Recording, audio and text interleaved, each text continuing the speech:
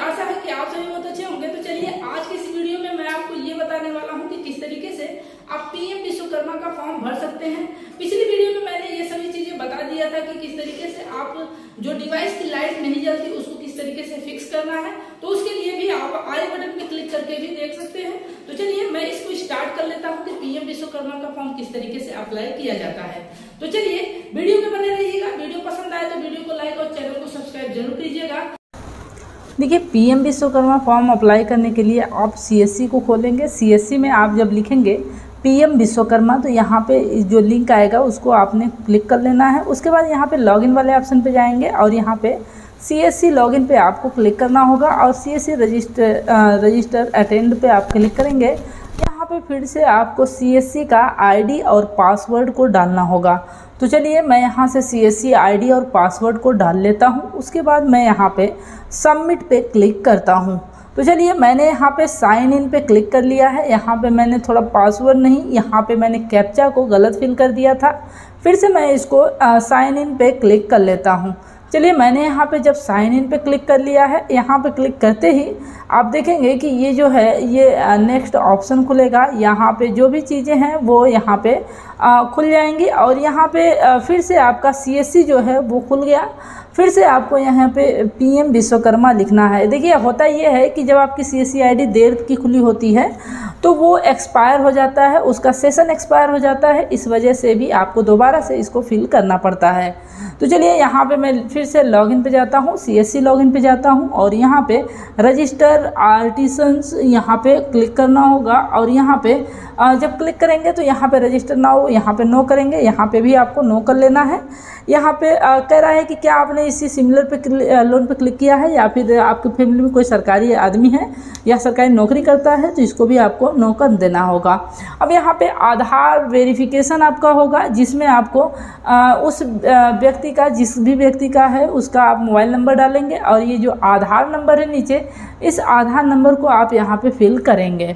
जब यहाँ पे आप फिल कर देंगे तो यहाँ पे जो भी कैप्चा है उसको आपको यहाँ पे फिल करना होगा। एक बात ध्यान रहे कि अगर आपका आधार नंबर सही नहीं पड़ता है तो यहाँ पे आपका जो आधार अगर सही नहीं पड़ेगा तो आपका आधार वेरीफाई नहीं होगा और ये फॉर्म आगे नहीं बढ़ेगा।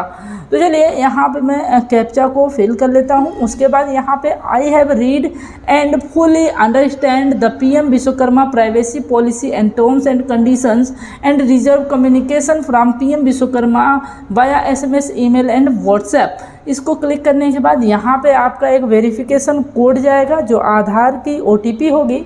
उस ओटीपी को आपको यहाँ पे फिल करना होगा। तो ओटीपी हमारे मोबाइल पर जा चुकी है और मैं यहाँ से ओटीपी को यहाँ पे फिल कर लेता हूँ। अब यहाँ पे मैंने जब ओटीपी को फिल कर लिया, यहाँ पे कंटिन्यू वाले ऑप्शन पे जाना है और यहाँ पे कंटिन्यू पे क्लिक कर देना है।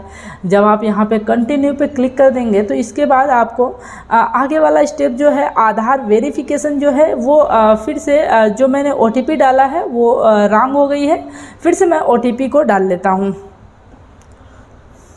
चलिए मैंने ओटीपी को फिर से डाल लिया है। दूसरी ओटीपी आई उसको मैंने यहाँ पे फिल कर लिया।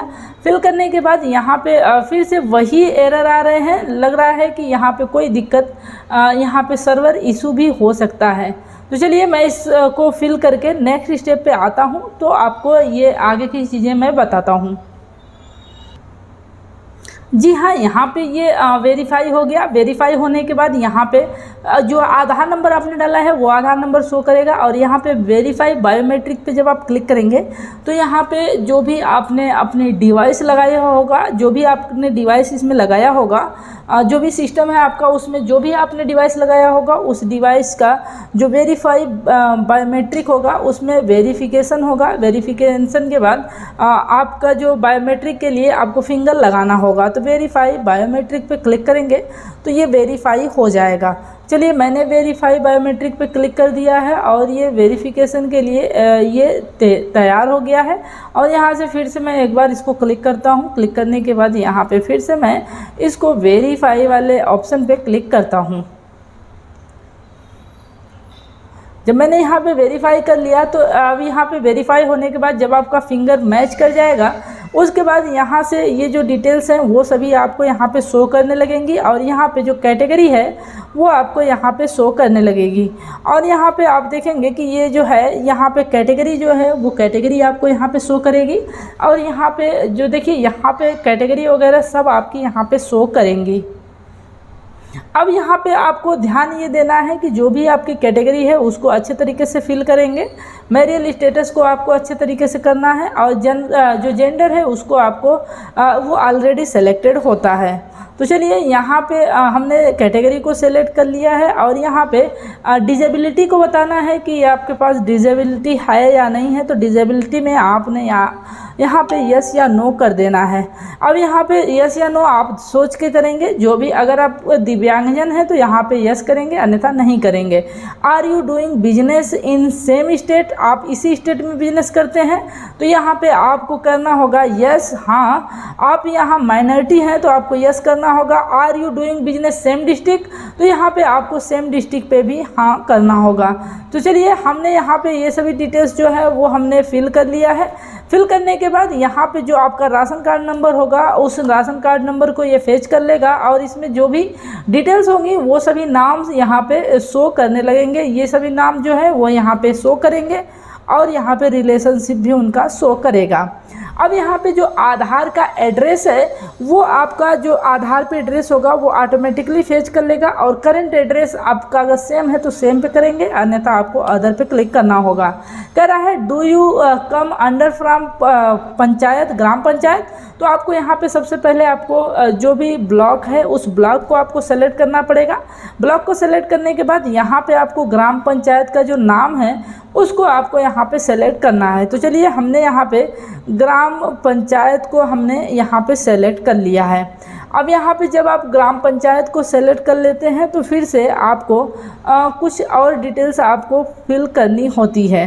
तो चलिए मैंने यहाँ पे ग्राम पंचायत को सेलेक्ट कर लिया। यहाँ पे जो आपका प्रोफेशन है, ट्रेड नेम है, उसको आपने यहाँ से सेलेक्ट कर लेना है। सेलेक्ट करने के बाद यहाँ पे जो है वो दर्जी या टेलर हैं तो मैं उनको यहाँ से फिर से मैं सेलेक्ट कर लेता हूँ।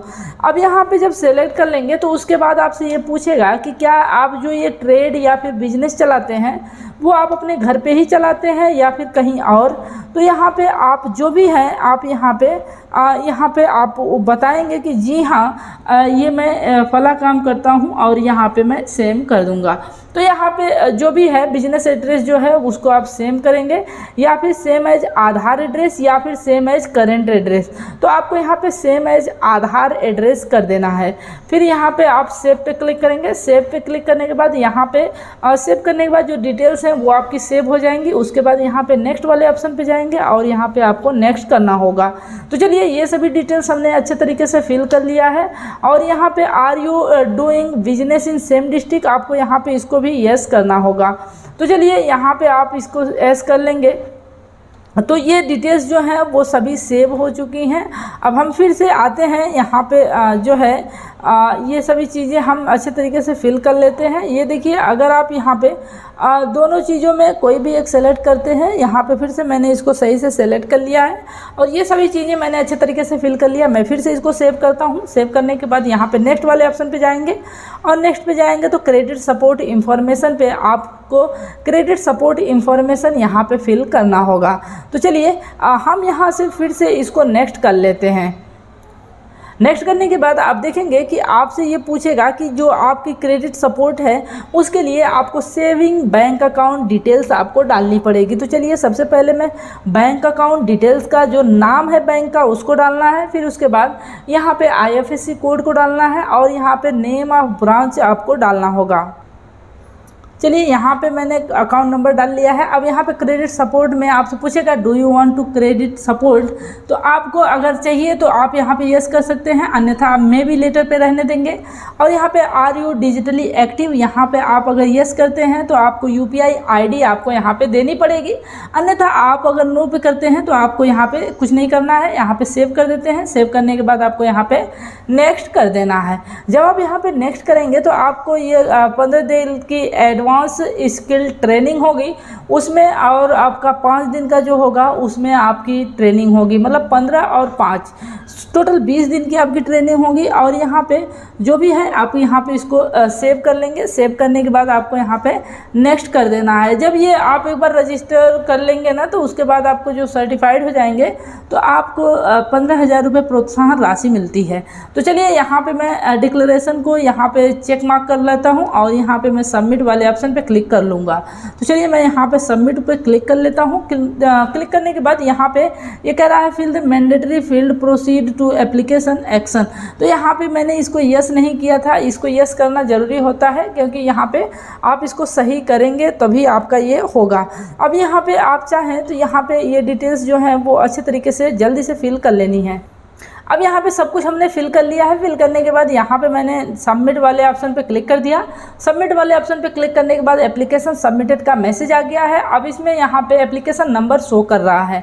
चलिए मैं इसको डन कर लेता हूँ। डन करने के बाद एक नया पेज खुलेगा जिसमें आप इस एप्लीकेशन को चाहें तो एडिट भी कर सकते हैं और यहाँ पर आप चाहें तो एप्लीकेशन फॉर्म को PDF में डाउनलोड भी कर सकते हैं।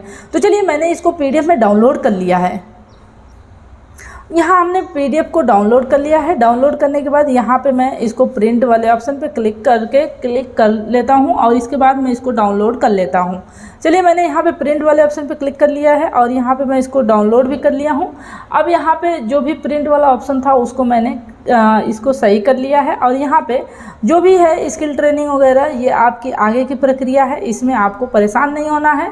या तो आप चाहें तो खुद ग्राम पंचायत में संपर्क कर सकते हैं या फिर आपको कोई एक फ़ोन कॉल आएगी जिसकी मदद से आप जाके वहाँ पे ट्रेनिंग को कंप्लीट करेंगे। ठीक है, तो इस तरीके से आप यहाँ पे फॉर्म को अप्लाई कर सकते हैं।